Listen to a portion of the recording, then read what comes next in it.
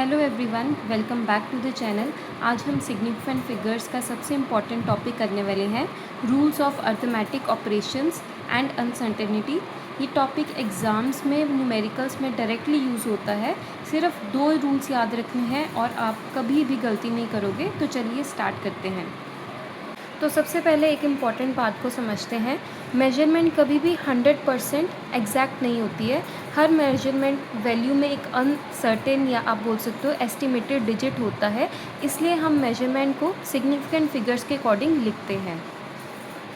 और जब कैलकुलेशन करते हैं तो आंसर भी उतना ही एक्यूरेट होना चाहिए जितना मेजरमेंट अलाउ करती है, इसलिए सिग्निफिकेंट जो फिगर्स है, रूल्स हैं उनको यूज़ किया जाता है।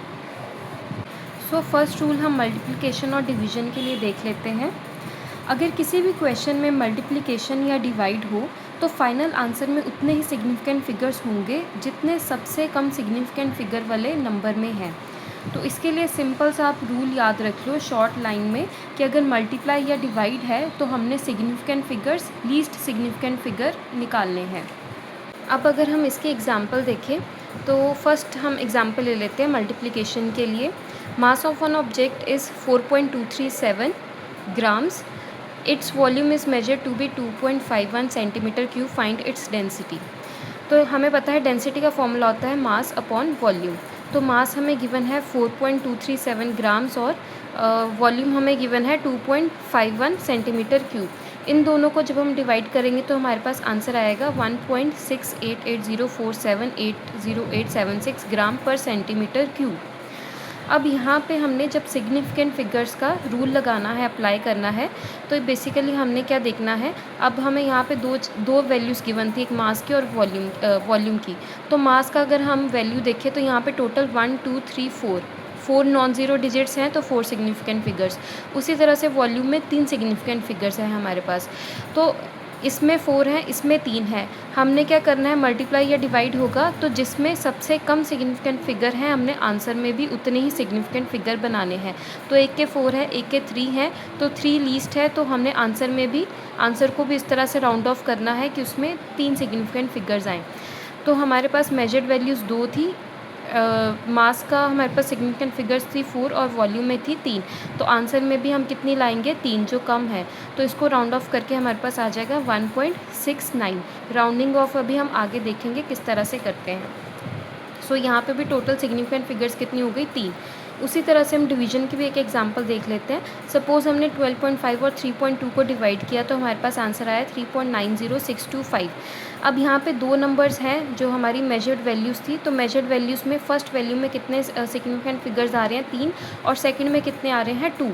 तो लीस्ट वाला हमने देखना है, इसके 3 हैं, इसके 2 हैं, तो 2 लीस्ट है, तो इसको आंसर को भी हमें 2 सिग्निफिकेंट फिगर्स में कन्वर्ट करना पड़ेगा, राउंड ऑफ करना पड़ेगा। तो 3.90625 को जब हम राउंड ऑफ करेंगे 2 सिग्निफिकेंट फिगर्स में तो हमारे पास आंसर कितना आ जाएगा, 3.9। नेक्स्ट अब बात करते हैं एडिशन और सब्ट्रैक्शन की। अब इस रूल में स्टूडेंट सबसे ज़्यादा कंफ्यूज होते हैं। एडिशन और सब्ट्रैक्शन में जो सिग्निफिकेंट फिगर्स हैं उनको हम काउंट नहीं करते। यहाँ पे हम देखते हैं डेसिमल प्लेसेस। तो इसका रूल क्या है कि फाइनल आंसर में उतने ही डेसिमल प्लेसेस होंगे जितने लीस्ट डेसिमल प्लेसेस वाले नंबर में है।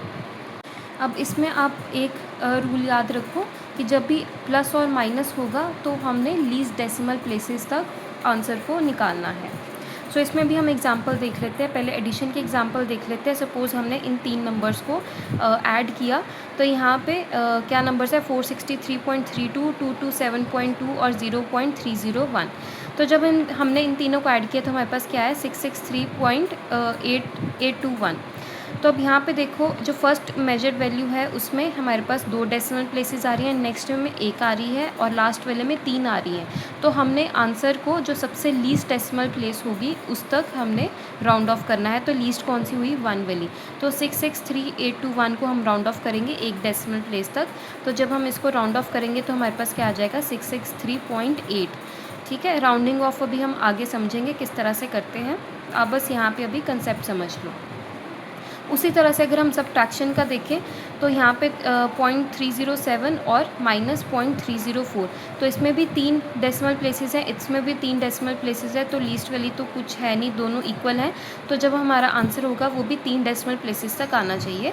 तो तीनों को सिंपल सब्ट्रैक्ट किया, हमारे पास ये आंसर आ गया। अब इसको हम साइंटिफिक नोटेशन में भी लिख सकते हैं। तो साइंटिफिक नोटेशन में इसको किस तरह से लिखेंगे, 3 × 10⁻³ ठीक है जी। तो फाइनल आंसर हमारा हो गया 3 × 10⁻³ आप यहाँ पे भी छोड़ सकते हो और इस वे में भी साइंटिफिक नोटेशन में भी लिख सकते हो। अब यहाँ पे एक कन्फ्यूजन होती है, जो साइंटिफिक नोटेशन में हमारा आंसर आया उसमें सिर्फ एक सिग्निफिकेंट फिगर दिख रहा है, ठीक है 3, लेकिन ये जो है कोई प्रॉब्लम नहीं है यहाँ पे, क्योंकि एडिशन और सब्ट्रैक्शन में सिग्निफिकेंट फिगर्स मैटर नहीं करती हैं, क्योंकि उसमें सिर्फ हम डेसिमल प्लेसेस देखते हैं, ठीक है जी। तो यहाँ पे हम ये नहीं करेंगे कि वहाँ पे 3 सिग्निफिकेंट फिगर्स आ रही तो आंसर में भी 3 सिग्निफिकेंट फिगर्स आएंगे। हम इसमें सिग्निफिकेंट फिगर्स की बात ही नहीं करते हैं, सिर्फ डेसिमल प्लेसेस की बात करते हैं। तो आप ये एक लाइन में याद रख सकते हो कि अगर मल्टीप्लाई और डिवाइड है तो लीस्ट सिग्निफिकेंट फिगर, और अगर प्लस और माइनस है तो लीस्ट डेसिमल प्लेसेस। अगर ये दोनों लाइंस आपको याद हैं तो पूरा चैप्टर इजी हो जाएगा। अब बात करते हैं हम राउंडिंग ऑफ की। तो सबसे पहले हमने आइडेंटिफाई करना होता है लास्ट सिग्निफिकेंट फिगर राइट वाली साइड पे। इसको हम अनसर्टेन या इनसिग्निफिकेंट डिजिट बोलते हैं। जैसे फॉर एग्जांपल हमारे पास 1.743 ये एक नंबर है, तो इसमें टोटल 4 सिग्निफिकेंट फिगर्स आ रही हैं। तो इसका जो लास्ट वाला जो डिजिट होगा राइट साइड पे, लास्ट सिग्निफिकेंट डिजिट, वो कौन सा है, 3। तो सबसे पहले हमने इसको देखना है। उसी तरह से इसमें कौन सा है, 5, इसमें कौन सा है, 6, और इसमें कौन सा है, 5। तो सबसे पहला हमारा स्टेप यही है कि इसको आइडेंटिफाई करो। नेक्स्ट अब हमारे पास 3 केसेस आते हैं। अब अगर तो ये डिजिट जो है वो 5 से छोटा है, तो हमने क्या करना है, जो इसके प्रीसीडिंग पिछला वाला डिजिट होगा उसको हमने एज इट इज़ सेम रहने देना है। अगर ये डिजिट 5 से बड़ा है, जैसे यहाँ पे 6, तो जो पिछला वाला डिजिट होगा उसमें 1 ऐड हो जाएगा।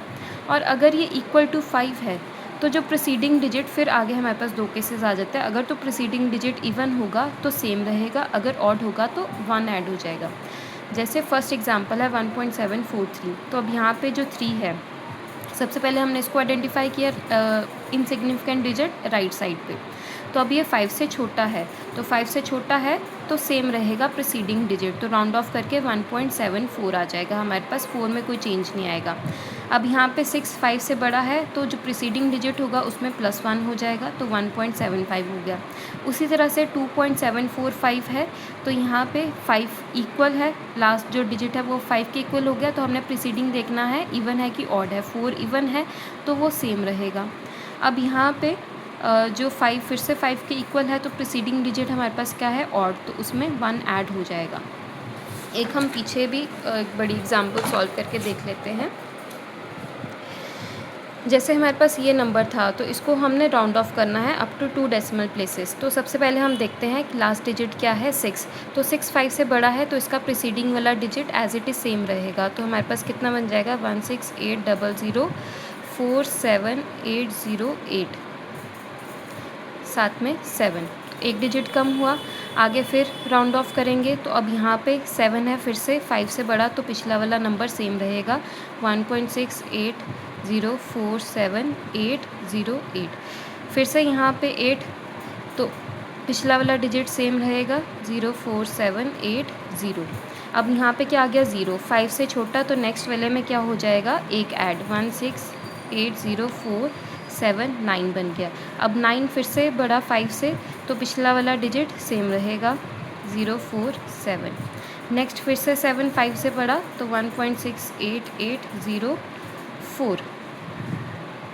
अब 4 आ गया 5 से छोटा, यहाँ पे 7 5 से बड़ा था ना, तो एक नंबर ऐड हो जाएगा, तो यहाँ पे 5 बन जाएगा। तो यहाँ पे 5 इक्वल टू 5 आ गया। तो अब हमने देखना है पिछला वाला इवन है कि ऑड है, तो 0 इवन नंबर है, तो एज इट इज़ सेम रहेगा। अब फिर से यहाँ पे 8 है, तो हमारे पास जो प्रीसीडिंग डिजिट है उसमें 1 ऐड हो जाएगा। तो ये हमारे पास फाइनल आंसर आ गया राउंड ऑफ करके।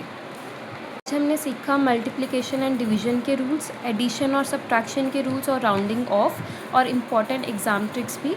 सो अगर आपको ये वीडियो हेल्पफुल लगी हो तो लाइक करो, चैनल को सब्सक्राइब करो, इस वीडियो को अपने क्लास 11 फ्रेंड्स के साथ शेयर ज़रूर करो। मिलते हैं नेक्स्ट वीडियो में। Thank you.